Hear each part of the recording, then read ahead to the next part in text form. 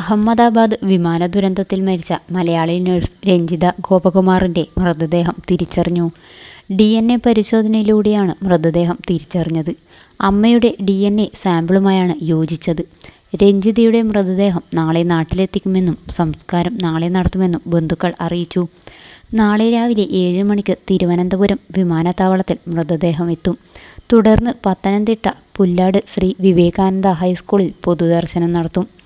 വൈകിട്ടോടെ വീട്ടുവളപ്പിൽ വച്ചായിരിക്കും സംസ്കാരം. കേരളത്തിൽ സർക്കാർ ജോലിയിലേക്ക് മടങ്ങാനൊരുങ്ങുമ്പോഴാണ് രഞ്ജിത വിമാന അപകടത്തിൽപ്പെട്ടത്. 8 മാസമായി ബ്രിട്ടനിൽ നഴ്സായി ജോലി ചെയ്യുകയായിരുന്ന രഞ്ജിത കേരളത്തിലെ സർക്കാർ ജോലിയുടെ നടപടിക്രമങ്ങൾ പൂർത്തിയാക്കാനാണ് നാട്ടിലെത്തിയത്.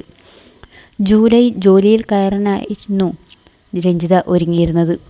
ലണ്ടനിലെത്തി അവിടുത്തെ ജോലിസ്ഥലത്തു നിന്നുള്ള വിടുതൽ പേപ്പർ വർക്കുകൾ പൂർത്തിയാക്കി മടങ്ങുകയായിരുന്നു രഞ്ജിതയുടെ യാത്രാദേശം. വൃദ്ധയായ അമ്മ തുളസി, ചെറിയ കുട്ടികളായ ഇന്ദുചൂടൻ, ഇതിക എന്നീ മകളാണ് വീട്ടിൽ രഞ്ജിതയ്ക്കുള്ളത്.